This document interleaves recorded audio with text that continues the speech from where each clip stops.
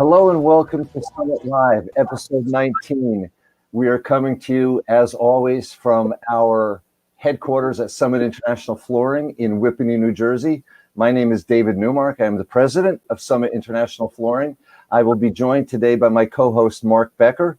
Mark is our national sales director, and sitting in with me today, we have a very interesting show. It's a roundtable of interior designers. We have with us Defined ID out of Dallas, Texas, where we have Michelle Mallette and Rita, Dielle Broussard with us. And we also have out of the Philadelphia region, Interiors by Donna Hoffman, and Donna Hoffman will be joining us briefly as well.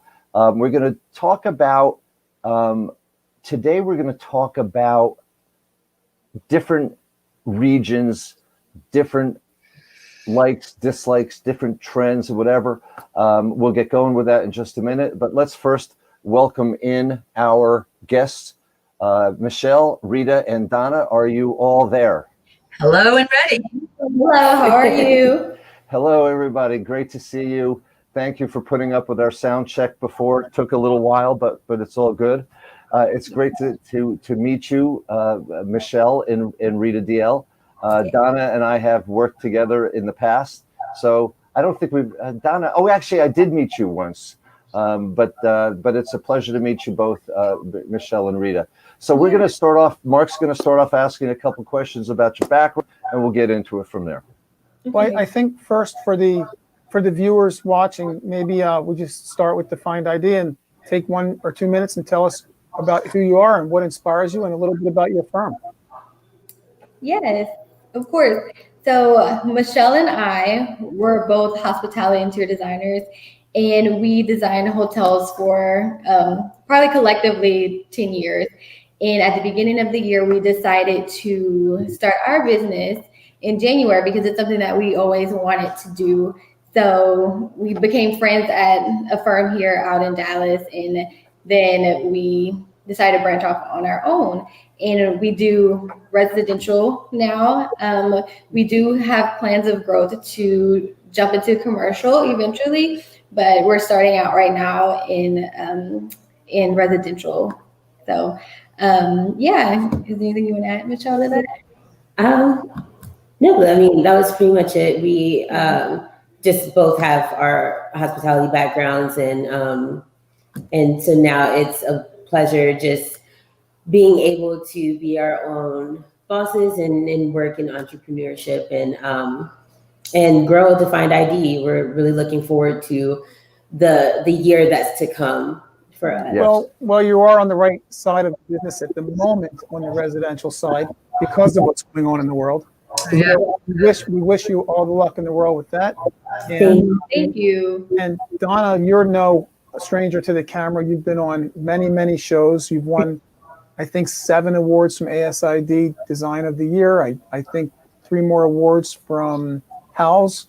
And you've been on so many shows. A lot of people may already know you, but you can take a moment and tell us about your business and yourself also. Of course, and thank you so much for having me. It is great to be here with everybody. So I'm Donna Hoffman. I run a luxury interior design company based in the Philadelphia region of the United States, but we really can work anywhere and everywhere. We seem to specialize in luxury that is very livable, and we tend to do a lot of new builds. More and more, and anything from a 10,000 square foot home up to 20,000 square foot homes with outbuildings, etc. And we also take on, single room and multi-room projects as well. And we're very much known not only for the type of refined aesthetic that we do, but also we have really just impeccable management, project management and design management, so we can really handle extensive projects.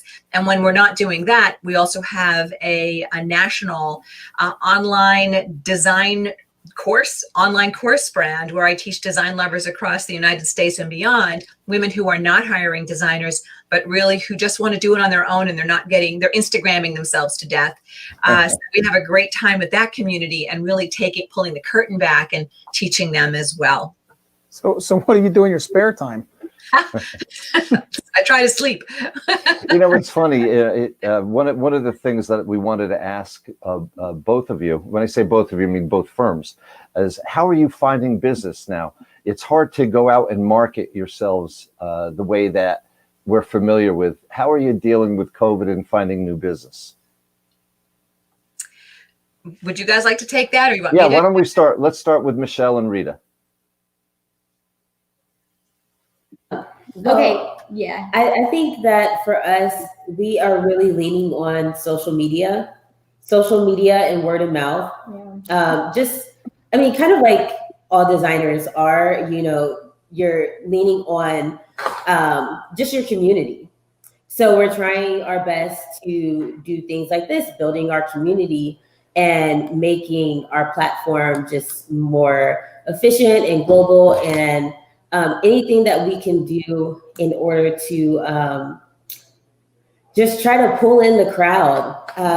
It's not the easiest thing right now.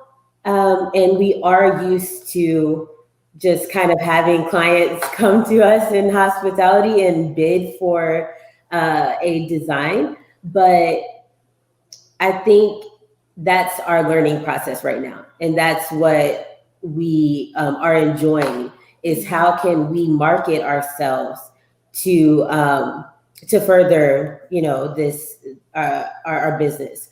And so I think that it's working out. I know you're probably going to ask us about how social media is going, but we're hanging on by a thread. We understand. We know how difficult it is now. That's just like I said before we went on air, that if you had told me a year ago that I would be involved with a television studio and live streaming and all these different platforms that we broadcast on, I'd say, you're nuts. But I do know how difficult. I do. Before I ask Donna this very same question, before I forget, I'd like to wish you, Michelle, a happy birthday. We understand. Thank you. We understand it was your birthday just yesterday. Yeah.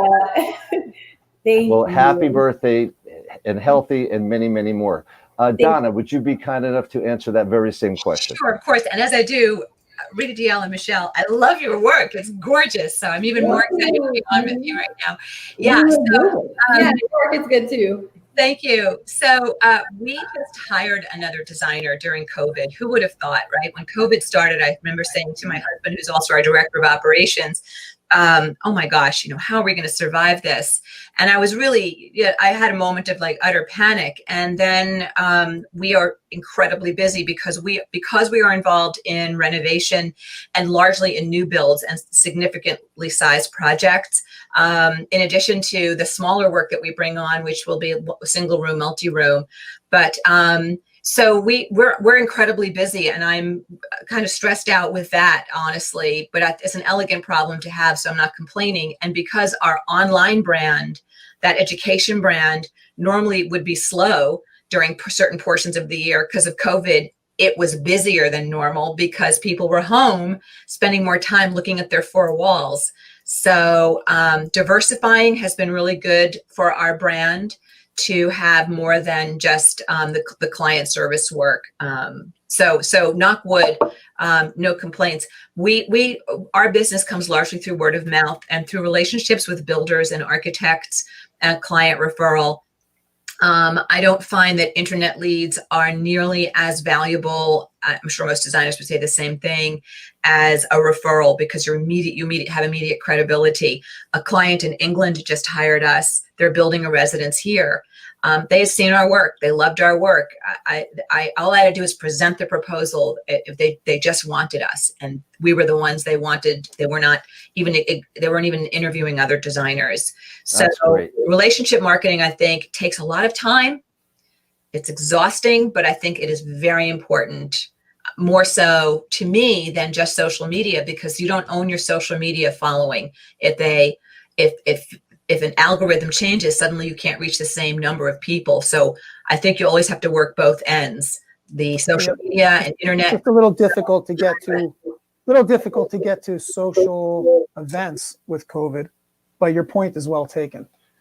Well, you do it through notes and handwritten notes or Zoom tales, which instead of cocktails, you're doing Zoom tales.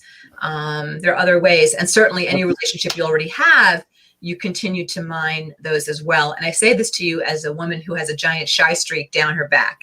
But I've had to really force myself to network in those ways. Understand. So A Zoom COVID tail, huh? Is that what they're called?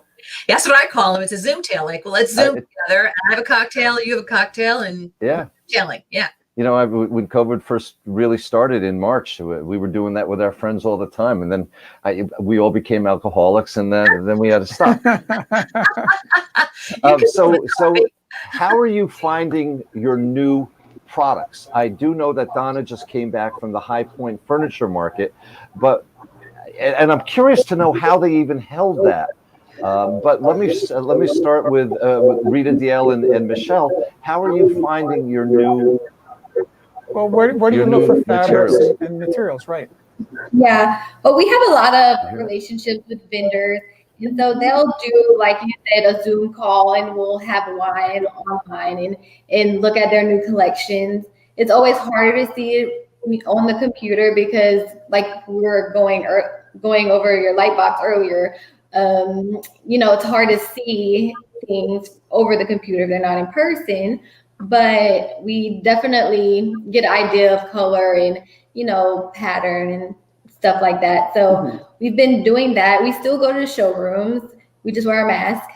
And Material bank. Yeah, and also material bank is another thing that we like to use as well. I was going to ask that next. There are so many platforms. You go to Material Bank.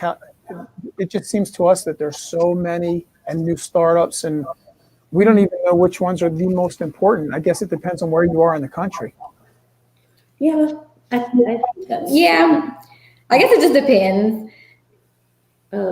I guess I would say to that point, the good thing about all of these different relationships that we have is that we know that we can't go to conferences anymore. Certain things like BDNY or anything like that, but we can still go through our list of vendors and just say, hey, okay, we are looking for this, and that. And we pick out people and we'll email them, call them, and just try to get as many samples as we possibly can, because that's the only way that we can really do it right now. Well, so there's a theme evolving in today's show, and that's relationships, whether it's with your clientele base or whether it's with your vendors.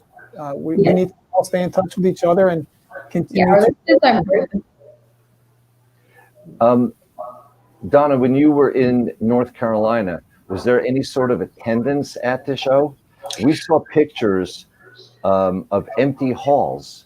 Was it deceiving? Yeah, not really. I mean, because we had a massive project start just as COVID started, and we really had to do it all without, really touching and feeling and seeing a lot in person, which was frustrating. So as soon as they rescheduled the market, one of my designers and I said, that's it, we've got to do it. We'll throw on masks and do it. I have to tell you that I felt very safe and socially distanced during market because they wanted appointments. They tried to space people out. There were, hand washing, sanitizing stations at every time, every 4 feet practically. I thought my hands were going to turn into like beef jerky skin. I mean, it was just, we were very sterilized as we walked through the show. Right. But it was so lightly attended that because they spread us out, it's normally a 5-day show. They made it 9 days. We were limited to 3 days, allegedly, per region of the country. So they were trying to really minimize how much traffic was happening. So we saw a ton of new because we were able to move through showrooms so quickly. In 2.25 days, my designer and I did 26 showrooms. We saw a lot. From the pictures we saw of empty corridors, it might have been the safest place to be. Well, I'll tell you what the freakiest part was, honestly, guys. It was being on the plane.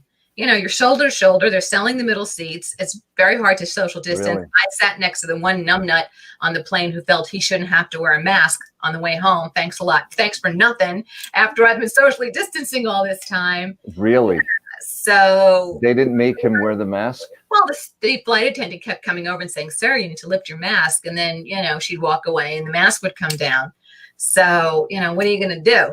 And there was nowhere to move to another seat, huh? No. Well, The show That's was hard for the salespeople. I felt terrible for the sales reps because their days were so spread out because they didn't have a lot of people in there. They were tired. Yeah. yeah, 10, they're there longer because they have to set up. They're there 10, 12 days. Exactly right. As we're talking about how COVID's changed things, I'm curious if COVID has changed some of your interior residential projects. Have you had to siphon off portions of the home to make office space? How have you handled the design side of COVID? Or have your clients just not cared? And let's go to Rita and Michelle on that question. Yeah, so I mean, things haven't really changed too much. We still have people come over, but most of the time we go to their homes and meet there instead and wear a mask, of course, and present things there. So we've been utilizing that. And of course, they want us to come to their home too to see things and also to see progress. So it just kind of worked out that way. So yeah, that's pretty much what we've been doing. But as far as their actual space and how they're utilizing it, it is a little bit different because we're seeing people who, just like you asked, they do want to change, something in their living room or one of their extra bedrooms to be an office space. We actually just saw that a few days ago where somebody's like, we're all working in the house together, or yet like this picture, a dining space, like they have to make it more accommodating for them. And then their kids are doing things on online as well, like online schooling. So that's a little bit different. And we actually just spoke to a client about, she wants to reupholster her sofa. And she's like, my kids are always here now. They're eating here, they're spilling things. And so we are always suggesting, hey, let's go the sustainable route or the durable route. And let's think about the actual performance fabrics that you're using for such sofa or their desk chairs. And it's really nice. We had a client who just bought a new home and she turned their the kids' playroom into more so like a study in the corner and then also a play area, just so that they could have the 2 desk areas for them. And then also still, whenever they're on their little break, they can play as well or watch TV and just lounge around. So I think we're just going to be seeing more of that from families who are like, okay, hey, we might go through this again one day. We want to be prepared in the future. So Understood. Let me ask Donna this question. Commercially, are you doing any business right now, or are all those projects on hold? We just actually had a dental office call us to see if we could meet with them to do something with them. We are generally more focused on residential, so I'm probably not the right designer to ask about that. No, I was just wondering. I knew that you both did a certain amount of commercial, but mostly residential. Yeah, I do what I call soft commercial. So we've seen a continual pace on all of the new build and renovation that we do. We saw initially people were calling us to say, hey, can you help us convert our garage into a workspace and a home gym? But that type of inquiry, I think, has kind of leveled off. I think a lot of people who have been home have made that change already. And again, we're working on these large estate homes with, indoor pools and such. So these were already estate homes that already had not only one library, but his and her libraries. So work from home spaces are something that our client base has been doing for forever. Where are you getting your inspirations from for your design now? Oh gosh, everywhere. It's art, it's travel that I have done. It's the garden, it's movies, it's really anything and everything that I love doing that inspires me. It's insomnia at 3 a.m. Suddenly you wake up and ideas start spinning through your head, you know? Yeah. Well, I think there was a time not long ago that residential projects were so much just hardwood here, hardwood there. And now we're seeing more of our sound dampening products being requested, more of our broadloom being sold as area rugs, probably to go over some of that hardwood and quiet some spaces. And that's why I asked the question if COVID has changed the scope of the residential work. I think that COVID has hurt certain echelons of residential. We had at the beginning of COVID, we had a lovely gentleman. He had to put his project on hold. His business dried up overnight. I think clients who are in that mid-level socioeconomic, I'd say mid-level, people who are hiring designers clearly are people who have discretionary income. But the uber wealthy are okay. They're okay through all of this. Right. It's that C-level executive, you know, that is, you know, perhaps afraid of layoffs and you know, downsizing. So, yeah. So again, it's been interesting to watch how the workflow has been coming in. Now, I want to ask both your firms this quick question. Do you find, well, let me, before I ask you a question, let me tell you that we're into color. Summit International Flooring is into unique products, high quality products, and color. Alan Smith, who you met, he's our market development manager. He's sitting behind the board right now. He's going to actually just show some of the very bold, saturated colors that we have on some of it. Do you find that you tend to use colors like this or more neutrals? For me, it's completely about the client. Completely about the client, their sensitivities, their cravings, their aversions. Yeah. Okay. Yeah, we agree with Donna. It's pretty the same here. It's whatever the client, you know, if they're adventurous and can do a little bit more color, then we'll do that. Sometimes we'll try to stretch them a little bit to get out of their comfort zone. But there are some people that just want neutrals, and you know, that's just what they like. Right. Agree. Well, I look at the neutral as sustainable design. You can change the pillows, the color of the pillows without changing the whole space and kind of. That's true.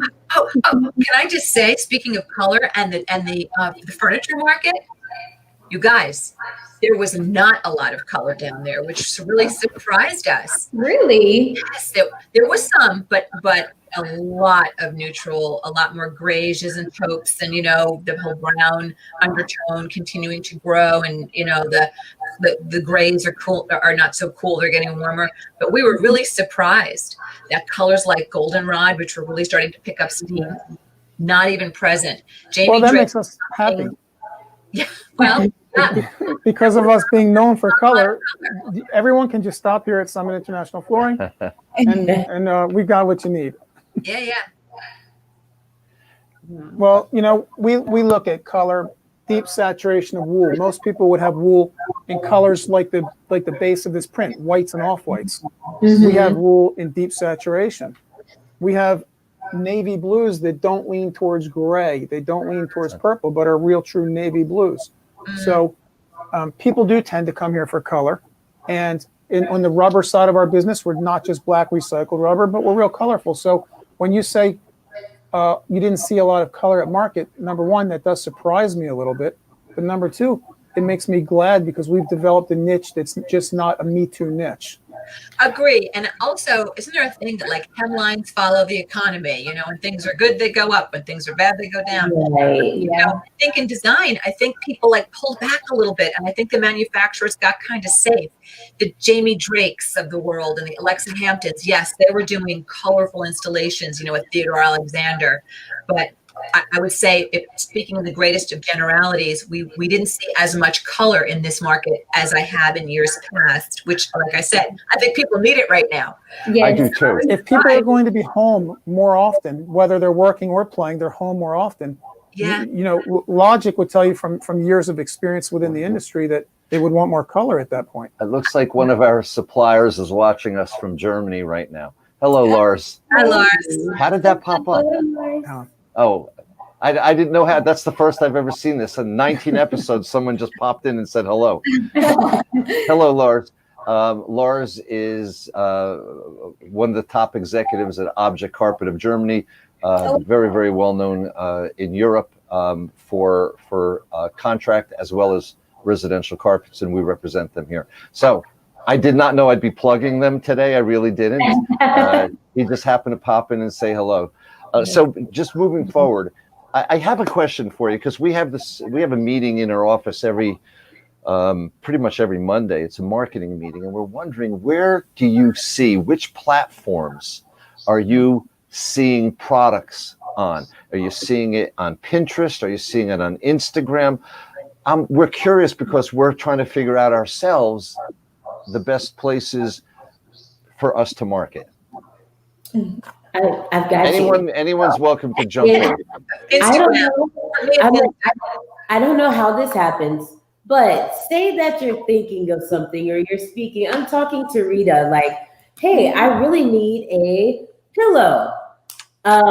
Somehow, I don't know who's tracking us. But Siri, I'm telling you, these phones, they listen to you. You know, there is no privacy. It shows up everywhere on Facebook, on Instagram, on Twitter, anything. So there's sometimes that we're sitting here and we're trying to brainstorm, we're thinking about something. And I don't know how you guys can do this. Maybe you need to speak to the FBI, but I'm just joking. Maybe we just have to have our advertising say, please say out loud 3 times, Summit International Flooring, Summit International Flooring. Exactly, that's what you need. Right, and it's really incredible because Creepy. you'll just be like, I was just talking about that. I don't know if this happens to you guys. I'm sure it does, but it happens to us all the time, especially my wife. I mean, she's talking to me about a million things, and she always wants to. Do you believe that just popped up?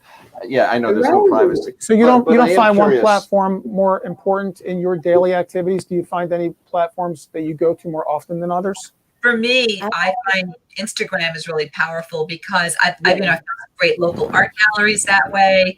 If I'm following a designer whose work I admire, and then I see somebody posting a like or something to what they're doing on Instagram, and I'm like, oh, who's that brand? And then I'll check them out. So I think Instagram is a really great connective kind of tissue and a good rabbit hole for designers to jump down into. So I think doing that at your end is a wise thing to do. And also I've had brands reach out to us, my gosh, on Instagram. Just tagging, or sometimes when we do renderings for our e-design services, we will tag the company and they'll just want to know, hey, where did you use this and how can we feature you on our Instagram platform. So I think that Instagram, maybe even LinkedIn sometimes, they can be really, really helpful in just trying to figure this whole thing out. So. It's a constant battle. I've been a big fan of Instagram and the marketing on Instagram, but Oliver, who you met briefly before, he seems to believe, and I'm not arguing it, that for us getting our products on Pinterest, it gets more views, whatever. So we're just picking brains. Okay, so before we Pinterest is a search engine. So for you as a manufacturer, I think Pinterest is smart because you're trying to put product out there, and designers need on Pinterest for inspo. To end this show, I just want to ask you both, starting with Rita and Michelle again, what are you doing to position your firm for future growth? Yeah, well, I would say we definitely are trying to become really good with social media. So we've been really trying to reach out to the public through there and through Instagram, and as well as LinkedIn and Facebook. So we've been trying to utilize that, especially in the time that we're in. Everything is virtual and through an online platform. So that's pretty much been our main way, and also building relationships with people, doing things like this podcast, and also, like meeting with vendors and just like connecting and building relationships with different people on LinkedIn as well has been very helpful. Promotions and kind of like promotions and trying to just explore any avenue that we can to where we can help. I mean, I know she already said building relationships, but just helping one another. Like Donna, we would love to just, if we can, tune into your show as well and see like, hey, we can always use a way to build ourselves. Use it as a CEU or something, and with you guys, like we will continue just making sure that we keep that connection, and we're just letting everyone see that there's so much talent and diversity and everything in the design world. So as long as we can show that, I feel like we'll keep striving for more, and we'll keep building our business that way. Donna, do you want to quickly let people know how to reach your platform before Dave ends this episode? Sure, of course. So you can find our luxury interior design company at Interiors by Donna Hoffman. That's Interiors by Donna Hoffman. You can get right through to us that way. And if you want our online education brand, if you're more of a DIY design diva, as I call my lovelies that follow me, just go to theinteriordesignadvocate.com. All those words, theinteriordesignadvocate.com, and you'll see our online courses, and you can hop into that community. It's a really fun group. Well, I'd like to thank you all for being part of today's episode. It was the first time we did a roundtable. I think it worked pretty well. There's some audio issues here and there, but for the most part, it worked very well. I'd like to thank you both firms. Defined ID in Dallas and Interiors by Donna Hoffman in Philadelphia. Thank you both. Thank you very much. Nice to see you. Thank you. Bye, everybody. Thank you. Okay, so let's talk about next week's show. I seem to think we lost a camera. We did. We lost the camera. Don't know how that happened, but here we go. So next week, we're not going to have a guest. We've decided that we're going to talk about rugs. Everything you wanted to know about rugs, but we're afraid to ask. All about rugs, and it will be hosted next week by Mark Becker, sitting right here next to me, and Alan Smith, our market development manager.